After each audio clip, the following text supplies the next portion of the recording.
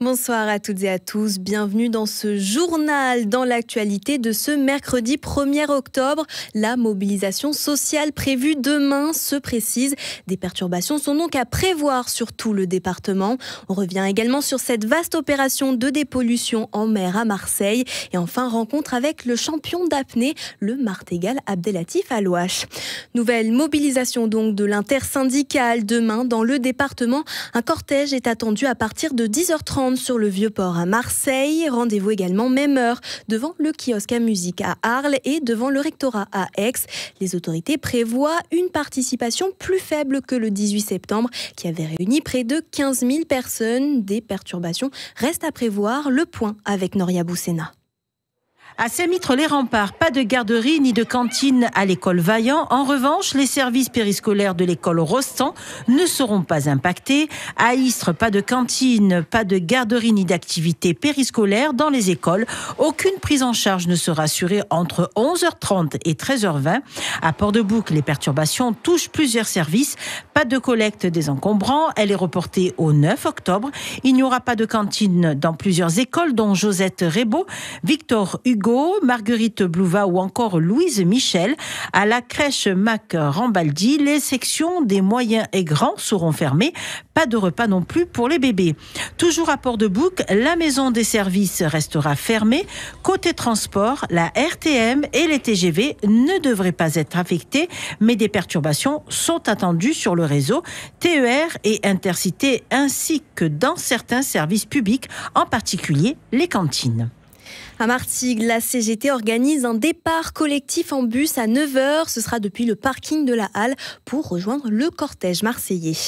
À Marseille, justement, la réglementation sur les épiceries de nuit évolue. Un premier arrêté en mars avait limité les horaires d'ouverture en centre-ville pour réduire les nuisances signalées par plusieurs riverains. Aujourd'hui, la préfecture assouplit les règles. Corinne Simon, préfète déléguée à la police dans les Bouches-du-Rhône, a confié en exclusivité à Maritima les raisons de ces changements. Sur le premier arrêté, il y avait à peu près 80 épiceries qui étaient concernées. J'en ai 35 qui n'ont pas respecté, 35 qui ont eu des avertissements. J'avais été très claire avec eux. À partir du moment où ils ne respectaient pas les conditions de l'arrêté préfectoral, je n'avais aucune raison de diminuer le périmètre.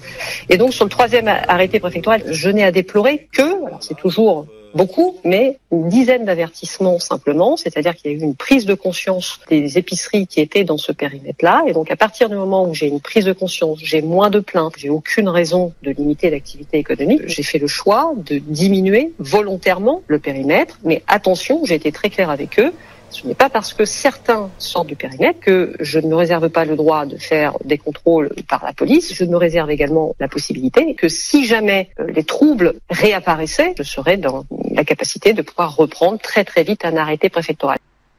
Comme l'a précisé Corinne Simon, la police entend maintenir des contrôles réguliers afin de s'assurer du respect de ces nouvelles dispositions.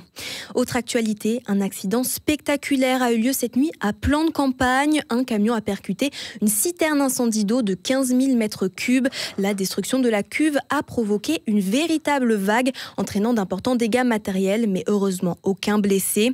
En revanche, ce mercredi, le centre commercial d'Avancap était fermé. 400 salariés se sont donc retrouvés au chômage technique toute la journée. Du côté du littoral marseillais, des centaines de kilos de déchets ont été sortis de la mer. Comme chaque automne, l'association d'apnée Team Oxygène réitère son opération d'une semaine de dépollution sous-marine. Nous avons suivi les bénévoles sur la plage de Luvonne, l'un des sites les plus touchés. Un reportage de Cassandra Moreau. Des canettes, comme s'il en pleuvait. Plus de 550 ont été trouvées au fond de l'Uvonne en une matinée, en plus d'autres trouvailles. Une plongée difficile. Un peu écœurée, déjà par l'odeur et puis la vision de toutes ces canettes, toutes ces choses qu'on peut retrouver. Oui, on s'y attendait, après on s'attendait quand même à moins, parce que ça a été nettoyé il y a quelques semaines. Franchement, ça fout les boules. C'est une dépollution aujourd'hui.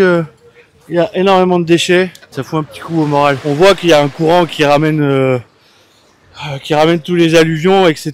et tous les sédiments, et du coup il y a les déchets qui vont avec, quoi. Donc c'est vraiment des tapis de canettes, c'est hallucinant, quoi. C'est vrai qu'aujourd'hui on a un peu l'impression de faire la part des autres, en tout cas de certains. Alors je pense que la zone qu'on a dépolluée, on a au moins enlevé 2 tiers. Après, forcément, il en reste toujours parce qu'on brasse le fond et qu'on voit plus ce qu'on fait. Et puis, de toute façon, vu la quantité qu'il y a au fond, on n'aura jamais tout en un seul coup. Les déchets sont ramenés sur la plage, comptés, puis triés sous le regard de passants médusés.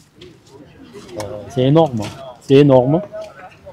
Eh bien, il faudrait que tout le monde s'y mette et faire attention, ou alors mettre plus de poubelles sur la plage pour que les gens puissent... Mais c'est impressionnant. C'est bien ce qu'ils font. C'est bien ce qu'ils font. Chapeau. Le projet Sentinelle 4 se poursuit jusqu'au 5 octobre, une opération possible grâce au soutien de plusieurs partenaires, associations et bénévoles engagés. L'an dernier, cette opération avait permis de collecter plus d'1 tonne de déchets dans le parc national des Calanques. Place au sport maintenant, et quel retour de la Ligue des Champions au Vélodrome. Les joueurs de l'OM ont balayé les Néerlandais de l'Ajax Amsterdam sur le score sans appel de 4-0. La réaction de Mehdi Benatia, directeur du football de l'OM, après ce festival de buts marseillais. Beaucoup de satisfaction, aussi bien dans le jeu que sur le résultat. Le soutien est toujours là et on connaît le passé, on va dire, un petit peu proche, qui était un petit peu compliqué en Ligue des Champions. Donc c'était important, de ce qu'on avait expliqué aux garçons, de redonner aussi une belle victoire aux supporters. Et comme ça, à domicile, tu commences, je pense, entre guillemets, au mieux. Après, il reste encore des matchs difficiles, mais quand tu vois le match des entrants aussi, il y avait pas mal de nouveaux aujourd'hui. On est sur adaptation un petit peu rapide pour certains et ça fait plaisir. C'était un petit peu le doute, on l'avait dit après le mercato entre guillemets un peu tardif, mais aujourd'hui ils ont répondu. Je suis content pour le petit Pachao, je suis très content pour Vermeeren, franchement ça fait plaisir. Seule ombre au tableau, la blessure du défenseur argentin Facundo Medina. Il a été contraint de quitter ses coéquipiers en cours de match. Retenez votre souffle avec nous un instant. On part à la rencontre d'un Martégal au sommet de sa discipline, l'apnéiste Abdelatif Alouache. Il revient victorieux des championnats du monde d'apnée qui se déroulent actuellement à Chypre. C'est avec humilité et bienveillance que le champion Martégal nous en dit plus sur ses objectifs. Il était au micro de Davy Moisson. Mon objectif, ce n'est pas d'être le meilleur au monde. Et on voit que les meilleurs qui se disputent les premières places, ça change régulièrement. Il y a des gens qui arrivent, qui percent, qui font, qui brillent et après qui s'en vont. Et mon objectif, depuis que j'ai commencé à faire de la compétition en apnée, c'est de rester au top niveau dans la durée. Longtemps. Pour ça, il n'y a pas de secret, il y a beaucoup de travail. De toute façon, la dédication et la persévérance est la solution, comme dans tous les sports. Si on ne se lève pas le matin avec l'énergie, l'envie et l'excitation de dire aujourd'hui, je vais tout donner à l'entraînement parce que je veux rester au top niveau, même si on a tout le soutien du monde, on n'y arrive pas. Une belle leçon du sportif Martégal qui a remporté ces derniers jours 2 médailles de bronze et 1 médaille d'argent, notamment pour avoir atteint 111 mètres de profondeur en bipalme. Et pour finir, direction la foire de Marseille. Nous y étions tout à l'heure avec le BDS et ce matin, pour son fil rouge, notre reporter Michel Montagne est allé à la rencontre des commerçants labellisés Fabriqués à Marseille, une garantie de production locale des madeleines jusqu'au couteau. Et pourquoi du local? Parce que nos madeleines, elles sont faites dans notre atelier, avec des œufs qui viennent de traite, de la farine française, du miel français bien évidemment, du sucre. Et toutes ces choses-là, on les rassemble. C'est un petit peu notre côté et on fait une madeleine très généreuse, très gourmande, une madeleine pour tous. Et les couteaux que vous allez trouver ici, bien sûr pareil, 100% fabriqués à Marseille. Les matières premières, les aciers, les bois, du bois de recyclage, des matières premières locales, donc du cadre, de l'olivier, du bois d'anciens bateaux, fabriqué de A à Z à Marseille. Et on remercie la ville pour avoir créé ce label Fabriqué à Marseille, donc qui permet de mettre en avant les artisans et les savoir-faire locaux. La foire se poursuit, elle, jusqu'au 6 octobre pour tous ceux qui voudraient y aller. Et demain matin, on retrouvera Laurence Durando en direct de l'Ascoua de Port-de-Bouc, le restaurant gastronomique de la Chrysalide.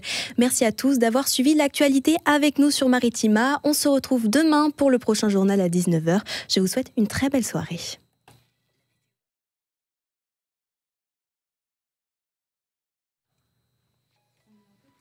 19h10.